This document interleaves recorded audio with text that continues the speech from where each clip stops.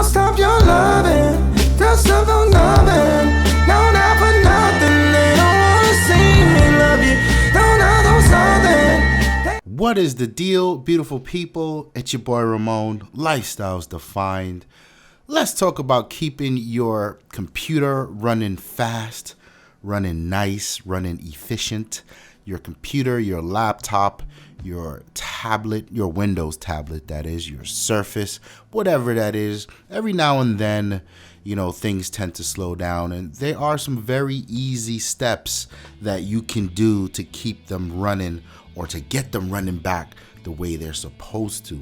Bearing in mind, some of these steps also work for Windows 8 and Windows 7, and I will tell you when that is the case. So step number 1 is a disk cleanup. Very easy step. Hit the start menu, type disk, D-I-S-K. There's your disk cleanup. Disk cleanup can run on multiple hard drives if you have multiple hard drives installed. We're going to select the one where the operating system is installed, and that is usually the C drive.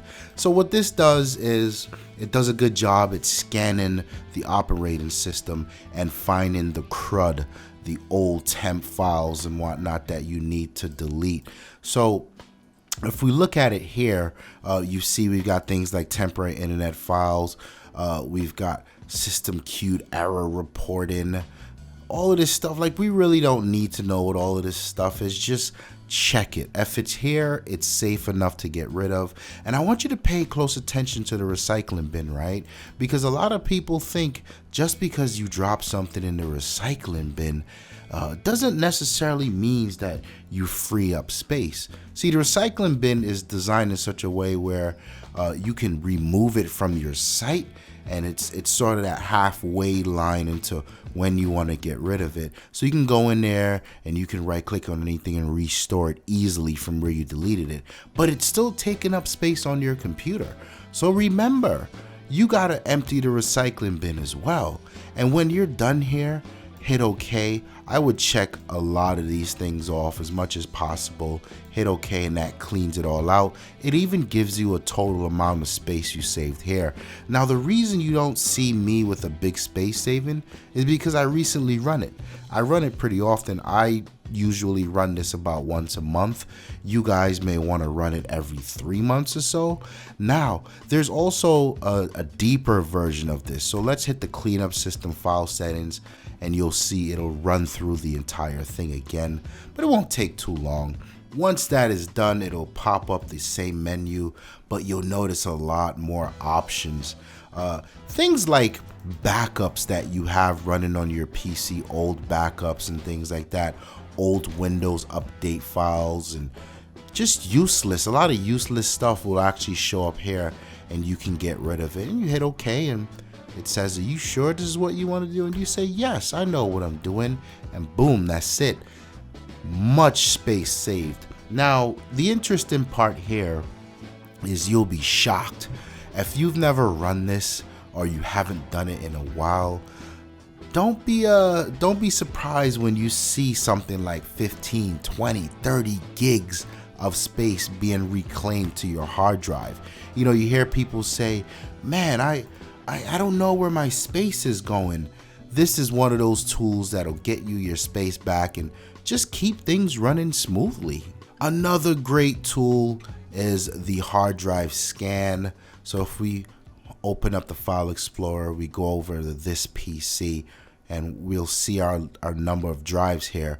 We want the C drive, of course. Again, right click, go to Properties, go to Tools, and you'll see this error check in here. So what this does is it looks for any errors on the hard drive, any bad sectors, and it fixes them. So of course, let's hit check. We haven't found any errors. That's fine. I still want you to look. Now, what's cool about this is something that works. Oh, I forgot to tell you, the first tip also works in Windows 7 and Windows 8 the exact same way. Sorry about that, guys. Now, the this thing here, the error checking, this works a little different in Windows 8 and Windows 7. So you still see the option, what we see here, but when you hit check, it's gonna pop up a display and say, hey, oh, okay, I see you wanna check it.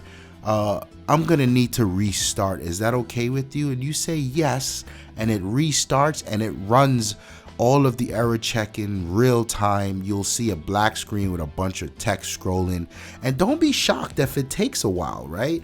This thing can take anywhere from 30 minutes to 4 or 5 hours depending on how bad your hard drive is. And I hate to say it like that, but you know how much you've been beaten up on a hard drive and using it and you never actually did maintenance. It could take a while. Our third tip is to really limit the amount of applications that start up when you turn your computer on. So let's take a look so you can see exactly what I mean. Hit Control-Alt-Delete, hit Task Manager, and then we're gonna go over to the Startup tab. Now, here we have a list of applications that would love nothing better to do than to start the instant you turn on your computer. Now, to someone like me, if I go over to my Performance tab, you can see I've got a crap load of memory, right? And that's wait, can you see? Here you go. Excuse me, I'm getting over a cold. You can see I've got a good bit of memory, 16 gigs. So things like applications, Acrobat Tray and Spotify Web Helper, you know, they wouldn't really bother me if they wanted to start when my computer first start. In fact, look at something like this, Adobe Creative Cloud, right? If we launch that real quick, you'll see what that is. It's kind of a hub for all the Adobe applications, so Photoshop, Lightroom, you know, I'm heavy in that stuff, Premiere for video editing. The reason I want this to start on its own is because I need to know when these applications get updated. And when they get updated, it'll tell me, and then I can hit the update button on them and they do their thing. Something like, I don't know, the Spotify Web Helper. What the hell is that? I don't need Spotify reporting back to the web to help me. I don't even know what it does.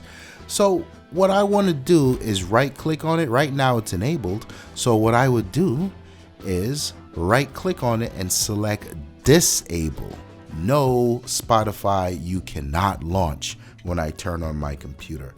Another handy thing to do is you'll probably have a lot of applications listed here because a lot of applications like to impose on this theory, and that's how things slow down, right? You turn your computer on and, you know, 1 or 2 applications starting at a time is not a big deal, but when you start to get into the range of 10, 15, 20, and they all want to do their own thing, it can slow you. It will slow your computer down. So what you do is you sort here by the startup impact, and you kind of see, well, Adobe has a high impact when it first starts, but that's okay for me because I need it. And so does OneDrive. I need OneDrive to start because, you know, it backs up all my files automatically. And the minute I change a file, I need that to work. The Windows Defender, you know, that's Microsoft virus scanner there. Of course, we need that to start, right? And then down the line, I don't know what the hell this is. We're going to disable that. This is for the Yeti mic. I don't need that to start. So this is something that you could definitely save a lot of performance by just paying attention to what's starting up. Now, in Windows 7 and Windows 8, this works a little different. In order to get to this menu in Windows 7 and Windows 8, what you want to do is type in msconfig and hit enter. And that will pop up a utility that looks a lot like this. Exactly like this, actually.